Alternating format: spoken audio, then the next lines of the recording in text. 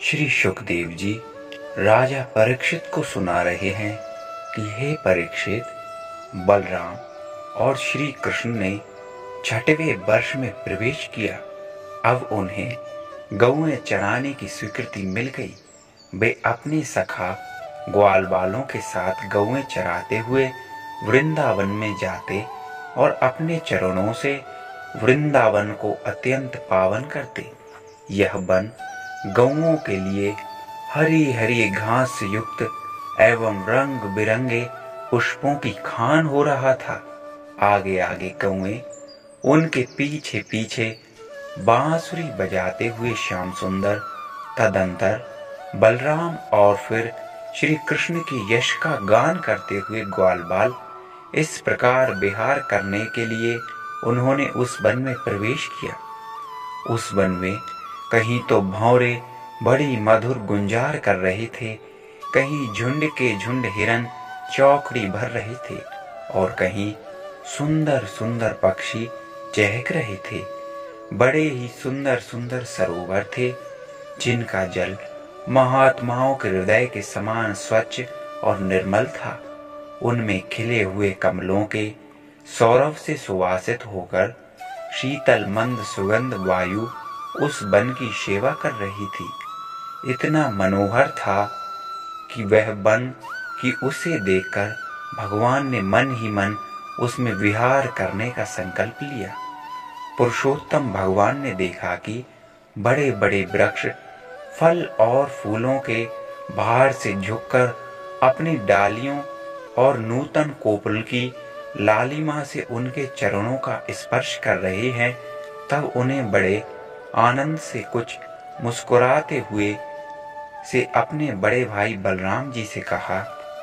भगवान श्री कृष्ण ने कहा, देव शिरोमणि, यूं तो बड़े बड़े देवता आपके चरण कमलों की पूजा करते हैं, परंतु देखिए तो ये वृक्ष भी अपनी डालियों से सुंदर पुष्प और फलों की सामग्री लेकर आपके चरण कमलों में झुक रहे हैं, नमस्कार कर रहे हैं। क्यों ना हो, इन्होंने इसी सौभाग्य के लिए तथा अपना दर्शन एवं श्रवण करने वालों के अज्ञान का नाश करने के लिए ही तो वृंदावन धाम में वृक्ष योनि ग्रहण की है। इनका जीवन धन्य है। आदि पुरुष, यद्यपि आप इस वृंदावन में अपने ऐश्वर्य रूप को छिपाकर बालकों की सी लीला कर रहे हैं, फिर भी आपके श्रेष्ठ भक्त मुनिगण अपने इष्ट देव को पहचानकर यहाँ भी प्रायः भौरों के रूप में आपके भुवन पावन यश का निरंतर गान करते हुए आपके भजन में लगे रहते हैं। वे एक क्षण के लिए भी आपको नहीं छोड़ना चाहते। भैया, वास्तव में आप ही स्तुति करने योग्य हैं। देखिए, आपको अपने घर आया देख ये मोर आपके दर्शनों से आनंदित होकर नाच रहे हैं। हिरनिया मृग नयनी गोपियों के समान अपनी प्रेम भरी तिरछी चितवन से आपके प्रति प्रेम प्रकट कर रही हैं, आपको प्रसन्न कर रही हैं। ये कोयलें अपनी मधुर कुहू कुहू ध्वनि से आपका कितना सुंदर स्वागत कर रही हैं।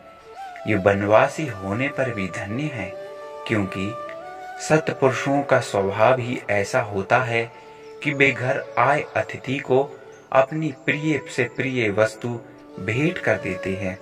आज यहाँ की भूमि अपनी हरी हरी घास के साथ आपके चरणों का स्पर्श प्राप्त करके धन्य हो रही है। यहाँ के वृक्ष लताएं और झाड़ियां आपकी अंगुलियों का स्पर्श पाकर अपना अहोभाग्य मान रही हैं।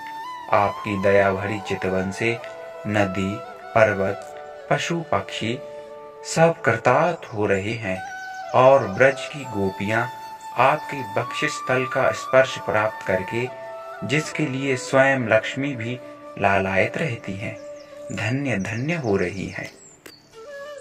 श्री सुखदेव जी कह रहे हैं, परीक्षित, इस प्रकार परम सुंदर वृंदावन को देखकर भगवान श्री कृष्ण बहुत ही आनंदित हुए। वे अपने सखा ग्वाल बालों के साथ गोवर्धन की तराई में यमुना तट पर गौओं को चराते हुए अनेकों प्रकार की लीलाएं करने लगे। एक ओर ग्वालवाल भगवान श्री कृष्ण के चरित्र की मधुर तान छेड़ते रहते हैं, तो दूसरी ओर बलराम जी के साथ वनमाला पहने हुए श्री कृष्ण मतवाले भौरों की सुरीली गुनगुनाहट में अपना स्वर मिलाकर मधुर संगीत आलापन लगते हैं। कभी कभी श्री कृष्ण कूजते हुए राजहंसों के साथ स्वयं भी कूजने लगते हैं और कभी नाचते हुए मोरों के साथ स्वयं भी ठुमक ठुमक नाचने लगते हैं और ऐसा नाचते हैं कि मयूर को उपहासवश बना देते हैं। कभी मेघ के समान गंभीर वाणी से दूर गए हुए पशुओं को उनका नाम ले लेकर बड़े प्रेम से पुकारते हैं। उनके कंठ की मधुर ध्वनि सुनकर गायों और ग्वालवालों का चित्त भी अपने वश में नहीं रहता। कभी चकोर, क्रौंच, चकवा, भरदुल और मोर आदि पक्षियों की सी बोली बोलते, तो कभी बाघ, सिंह आदि की गर्जना से डरे हुए जीवों के समान स्वयं भी भयभीत की सी लीला करते। जब बलराम जी खेलते खेलते थक कर किसी ग्वाल बाल की गोद में तकिए पर सिर रखकर लेट जाते, तब श्री कृष्ण उनके पैर दबाने लगते, पंखा झलने लगते और इस प्रकार अपने बड़े भाई की थकावट दूर करते। जब ग्वालवाल नाचने गाने लगते अथवा ताल ठोक ठोक कर एक दूसरे से कुश्ती लड़ने लगते, तब श्याम और राम दोनों भाई हाथ में हाथ डालकर खड़े हो जाते और हंस हंस कर वाह वाह करते। कभी कभी स्वयं श्री कृष्ण भी ग्वाल बालकों के साथ कुश्ती लड़ने लगते और जब कुश्ती लड़ते लड़ते थक जाते तथा किसी सुंदर वृक्ष के नीचे कोमल पल्लवों की सेज पर किसी ग्वालवाल की गोदी में सिर रखकर लेट जाते। हे परीक्षित, उस समय कोई कोई पुण्य के मूर्तिमान स्वरूप ग्वालवाल महात्मा श्री कृष्ण के चरण दबाने लगते और दूसरे निष्पाप बालक उन्हें बड़े बड़े पत्तों या अंगोछियों से पंखा झलने लगते। किसी किसी के हृदय में प्रेम की धारा उमड़ आती, तो वह धीरे धीरे उदार शिरोमणि परम मनस्वी श्री कृष्ण की लीलाओं के अनुरूप उनके मन को प्रिय लगने वाले मनोहर गीत गाने लगते। भगवान ने इस प्रकार अपनी योग माया से अपने ऐश्वर्यमय स्वरूप को छिपा रखा था। वे ऐसी लीलाएं करते जो ठीक ठीक ग्वाल बालकों सी थी। स्वयं भगवती लक्ष्मी जिनके चरण कमलों की सेवा में संलग्न रहती हैं, वे ही भगवान इन ग्रामीण बालकों के साथ बड़े प्रेम से ग्रामीण खेल खेला करते थे। हे परीक्षित, ऐसा होने पर भी कभी कभी उनकी ऐश्वर्यमय लीलाएं भी प्रकट हो जाया करती थी। बलराम जी और श्री कृष्ण के सखाओं में एक प्रधान गोप बालक थे, श्री दामा। एक दिन उन्होंने तथा सुवल और स्तोत कृष्ण यानी छोटे कृष्ण आदि ग्वाल बालों ने श्री कृष्ण और श्री बलराम जी से कहा कि हे बलराम जी, हम लोगों को सर्वदा सुख पहुंचाने वाले बलराम जी, आपके बाहुबल की तो कोई था ही नहीं है। हमारे मनमोहन श्री कृष्ण दुष्टों का नाश कर डालना तो तुम्हारा स्वभाव ही है। यहाँ से थोड़ी ही दूर पर एक बड़ा भारी वन है, उसमें 5 के 5 ताड़ के वृक्ष भरे पड़े हैं। वहाँ बहुत से ताड़ के फल पक पक कर गिरते रहते हैं और बहुत से पहले के गिरे हुए भी हैं, परंतु वहाँ धेनुक नाम का एक दुष्ट दैत्य रहता है। उसने उन फलों पर रोक लगा रखी है। बलराम जी और भैया श्री कृष्ण, वह दैत्य गधे के रूप में रहता है। वह स्वयं तो बड़ा बलवान ही है, उसके साथ ही और भी बहुत से उसी के समान बलवान दैत्य उसी रूप में रहते हैं। मेरे शत्रुघाती भैया, उस दैत्य ने अब तक न जाने कितने मनुष्य खा डाले हैं। यही कारण है कि उसके डर के मारे मनुष्य उसका सेवन नहीं करते और पशु पक्षी भी उस जंगल में नहीं जाते। उसके फल हैं तो बड़े सुगंधित, परंतु हमने कभी नहीं खाए। देखो ना, चारों ओर उन्हीं की मंद मंद सुगंध फैल रही है।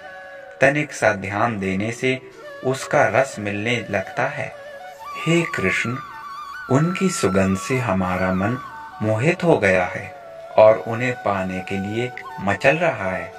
तुम हमें वे फल अवश्य खिलाओ।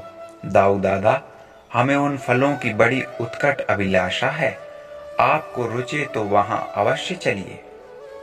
अपने सखा ग्वाल बालों की यह बात सुनकर भगवान श्री कृष्ण और बलराम जी दोनों हंसे और फिर उन्हें प्रसन्न करने के लिए उनके साथ ताल के वन के लिए चल पड़े। उस वन में पहुंचकर बलराम जी ने अपनी बाह से उन ताड़ के पेड़ों को पकड़ लिया और मतवाले हाथी के बच्चे के समान उन्हें बड़े जोर से हिलाकर बहुत से फल नीचे गिरा दिए। जब गधे के रूप में रहने वाले दैत्य ने फलों के गिरने का शब्द सुना तो वह पर्वतों के साथ सारी पृथ्वी को कपाता हुआ उनकी ओर दौड़ा। वह बड़ा बलवान था। उसने बड़े वेग से बलराम जी के सामने आकर अपने पिछले पैरों से उनकी छाती में दुलत्ती मारी और इसके बाद वह दुष्ट बड़े जोर से रेंकता हुआ वहां से हट गया। हे परीक्षित, वह गधा क्रोध में भरकर फिर रेंकता हुआ दूसरी बार बलराम जी के पास पहुंचा और उनकी ओर पीठ करके फिर बड़े क्रोध से अपने पिछले पैरों से दुलत्ती चलाई। बलराम जी ने अपने एक ही हाथ से उसके दोनों पैर पकड़ लिए और उसे आकाश में घुमाकर एक ताड़ के पेड़ पर दे मारा। घुमाते समय ही उस गधे के प्राण पखेरु उड़ गए थे। उसके गिरने की चोट से वह महान ताड़ का वृक्ष, जिसका ऊपरी भाग बहुत विशाल था, स्वयं तो तड़क ताड़ कर गिर ही पड़ा।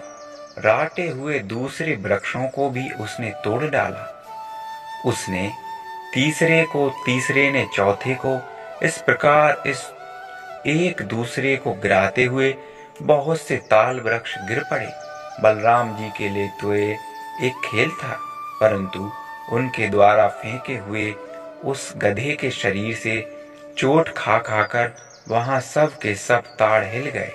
ऐसा जान पड़ा मानो सबको झंझवात ने झकझोर दिया है।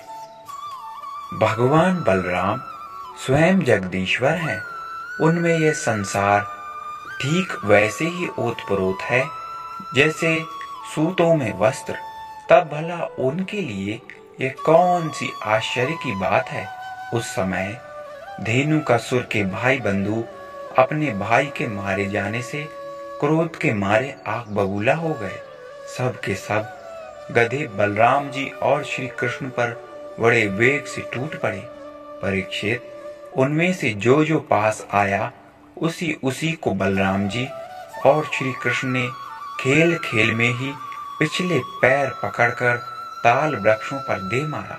उस समय वही भूमि ताड़ के फलों से पट गई और टूटे हुए वृक्ष तथा दैत्यों के प्राणहीन शरीरों से भर गई। जैसे बादलों से आकाश ढक गया हो, उस भूमि पर वैसे ही शोभा होने लगी। बलराम जी और श्री कृष्ण की ये मंगलमयी लीला देखकर देवतागण उन पर फूल बरसाने लगे और उनकी मंगलमय स्तुति करने लगे। जिस दिन धेनुकासुर मरा, उसी दिन से लोग निडर होकर उस वन के ताल फल खाने लगे तथा पशु भी स्वच्छंदता के साथ घास चरने लगे। इसके बाद कमल दत्त लोचन भगवान श्री कृष्ण बड़े भाई बलराम जी के साथ ब्रज में आए। उस समय उनके साथ ही ग्वालवाल उनके पीछे पीछे चलते हुए उनकी स्तुति करते जाते थे। क्यों ना हो, भगवान की लीलाओं का श्रवण कीर्तन ही सबसे बढ़कर पवित्र जो है। उस समय श्री कृष्ण की घुंघराली अलकों पर गौओं के खुरों से उड़ उड़कर धूली पड़ी हुई थी। सिर पर मोर पंख का मुकुट था और बालों में सुंदर सुंदर जंगली पुष्प मथे हुए थे। उनके नेत्रों में मधुर चितवन और मुख पर मनोहर मुस्कान थी। वे मधुर मधुर मुरली बजा रहे थे और साथ ही ग्वाल बाल उनकी ललित कीर्ति का गान कर रहे थे। बंशी की ध्वनि सुनकर बहुत सी गोपियां एक साथ ही ब्रज से बाहर निकल आईं। उनकी आंखें न जाने कब से श्री कृष्ण के दर्शन के लिए तरस रही थी। गोपियों ने अपने नेत्र रूप भ्रमरों से भगवान के मुखारविंद का मकरंद रस पान करके दिन भर के विरह की जलन शांत की और भगवान ने भी उनकी लाज भरी हंसी तथा विनय से युक्त प्रेम भरी तिरछी चितवन का सत्कार स्वीकार करके ब्रज में प्रवेश किया। उधर यशोदा मैया और रोहिणी जी का हृदय वात्सल्य स्नेह से उमड़ रहा था। उन्होंने श्री कृष्ण और बलराम जी के घर पहुंचते ही उनकी इच्छा के अनुसार तथा समय के अनुरूप पहले से ही सोच साझ कर रखी हुई वस्तुएं उन्हें खिलाई पिलाई और पहनाई। माताओं ने तेल उफ्टन आदि लगाकर स्नान कराया। इससे उनकी दिन भर घूमने फिरने की मार्ग की थकान दूर हो गई। फिर उन्होंने सुंदर वस्त्र पहनाकर दिव्य पुष्पों की माला पहनाई तथा चंदन लगाया। तत्पश्चात दोनों भाइयों ने माताओं का परोसा हुआ स्वादिष्ट अन्न भोजन किया। इसके बाद बड़े लाड़ प्यार से दुलार से यशोदा मैया और रोहिणी ने उन्हें सुंदर शैया पर सुलाया। श्री कृष्ण और बलराम बड़े आराम से सो गए।